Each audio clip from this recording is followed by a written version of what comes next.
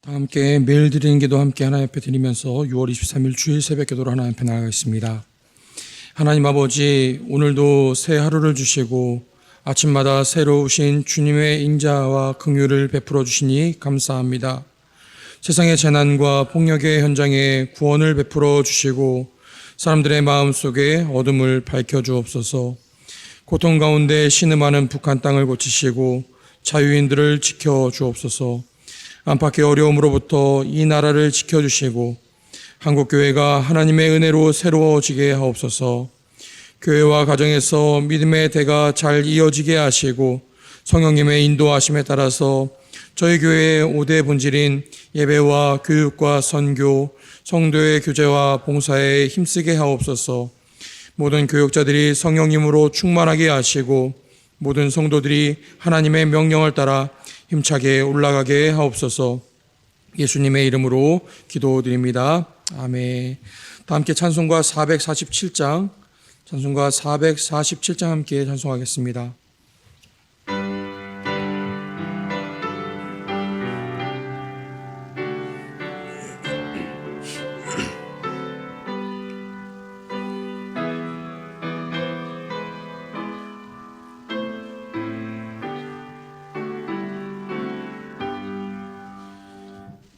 이 세상 끝날까지 주 섬겨 살리니 내 친구 되신 주여 늘 함께 하소서.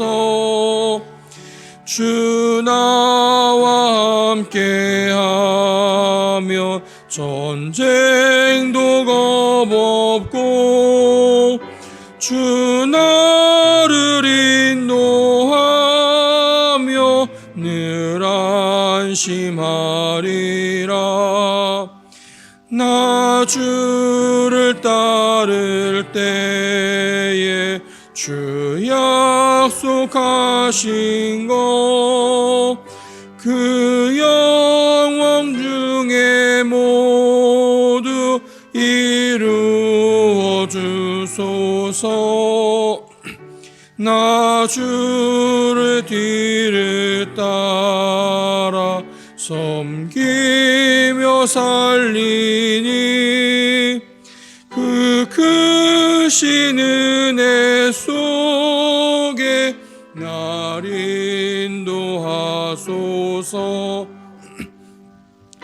세상 온갖 시험 내 마음을 흔들고 저 악한 원수들이 안팎에 있으나 주 나를 돌보시사 내 방패 되시고 내 옆에 계신 것을 늘 알게 하소서. 영광 빛난 곳을 주 허락했으니 그 허락하신 곳을 늘 사모합니다. 끝까지 쉬지 않고 주 따라가리니 주 넓은 사랑으로 늘 인도하소서. 아멘.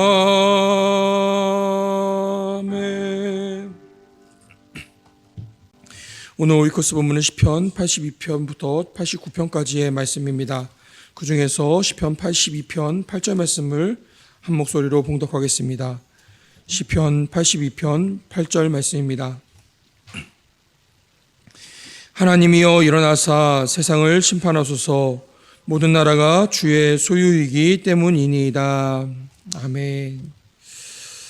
우리가 속한 영락교회는 한국교회 역사 안에서도 그 의미가 작지 않지만 또 무엇보다 우리 대한민국 역사에서도 특별한 의미를 갖고 있는 교회입니다.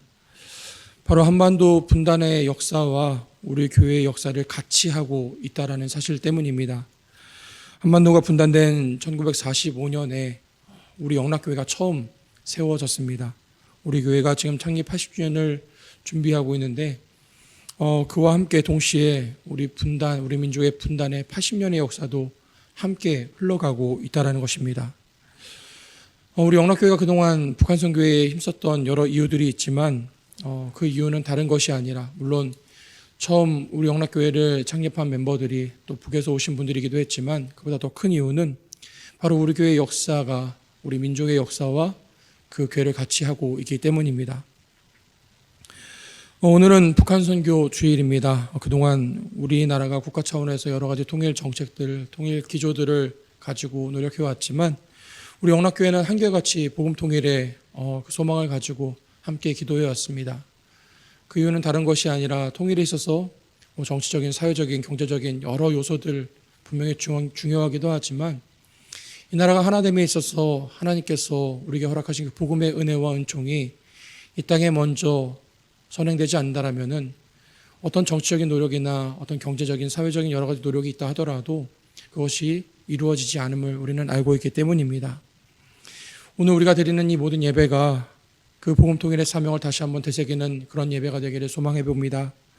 무엇보다 하나님께서 원하시는 바 북한 땅에 있는 동포들과 우리가 함께하는 함께 예배하는 그날을 하나님께서 가장 소망하고 계시리라 생각합니다. 오늘 모든 예배들 속에서 하나님께서 우리 모두에게 복음 통일의 소명을 더 깊게 하시기를 축원합니다.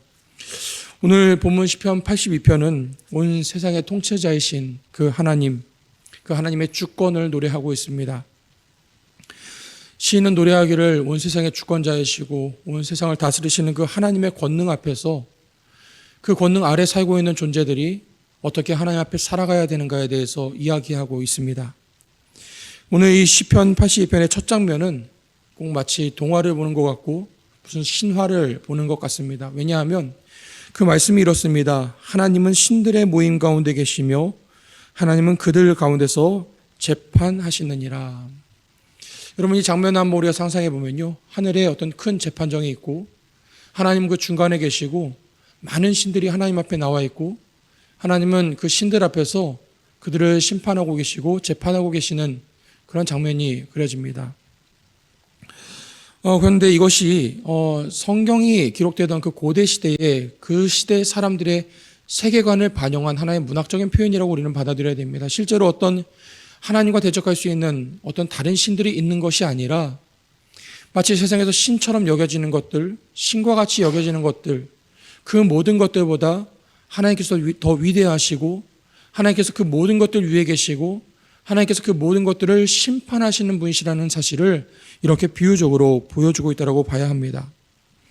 이어서 2절 말씀에 보니까 하나님은 그들이 행한 불의에 대해서 말씀하고 계십니다. 너희가 불공평한 판단을 하며 악인의 낫보기를 언제까지 하려느냐. 하나님은 세상의 그 신들이 불의한 판결을 내리고 악인들의 얼굴을 향하는 그런 의롭지 않은 그런 판결들, 것들을 계속하고 있다라고 경고하고 계십니다. 우리가 한번 생각해 봐야 될 것은 여기서 말하는 세상의 신들, 그 신들 중이라고 이야기했는데 하나님께서 말씀하시는 그 세상의 신들은 어떤 것들인가에 대해서 생각해 볼 필요가 있습니다. 세상에서 신과 같이 여겨지는 것들, 세상에서 신처럼 높여지는 것들이 과연 어떤 것인가? 여러분 우리에게는 이 신들이 무엇인지 또 어떤 존재들인지 다시 한번 생각해 봐야 할 필요가 있습니다. 여러분 이 시대를 살아가는 사람들에게 아니면 이 시대 전체 가운데서 신처럼 여겨지는 것 어떤 것들이 먼저 생각나십니까? 아마 가장 먼저 우리에게는 물질이 떠오를 것입니다. 물질, 돈이지요.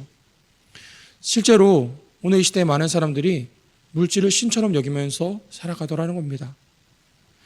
물질이 우리 모든 삶을 주관하는 것처럼 우리 모든 삶이 물질에 달려있는 것처럼 그것을 신이라고 칭하지 않을 뿐이지 사람들은 실제적으로 그 물질을 신으로 섬기고 살아가고 있는 것을 본다는 것입니다.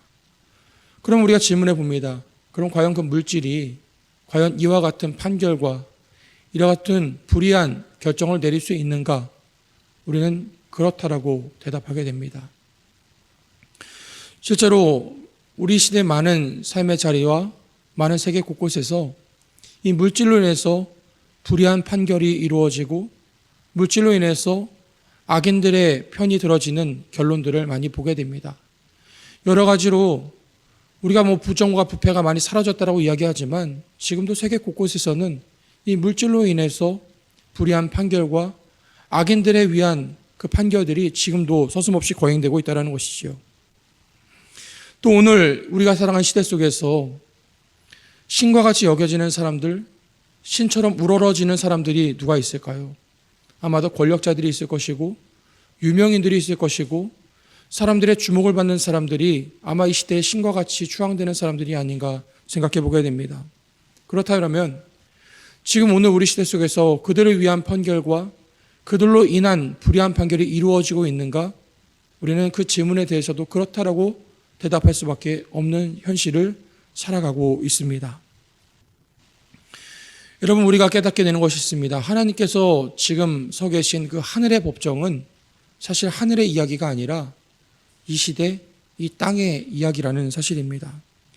3절 말씀, 4절 말씀을 보면은 가난한 자와 고아를 위하여 판단하며 곤란한 자와 빈궁한 자에게 공의를 베풀지며 가난한 자와 궁핍한 자를 구원하여 악인들의 손에서 건질지니라 하시는도다. 하나님은 세상의 신들에게 이렇게 명령하십니다. 돌이켜서 가난한 자들과 연약한 자들에게 하나님의 공의를 베풀라고 말씀하십니다. 그리고 그들이 자기 자신을 신이라 여길지 모르지만 결국 하나님 앞에서 그들은 죽을 수밖에 없는 존재라는 것을 다시 하나님은 그들에게 말씀하고 계시다라는 겁니다. 시인은 이 시의 결론에서 이 모든 세계가 하나님의 소유라는 것을 다시 한번 확실하게 이야기하고 있습니다. 우리 8절 말씀을 다시 한번 읽어보겠습니다. 하나님이여 일어나사 세상을 심판하소서. 모든 나라가 주의 소유이기 때문이니이다.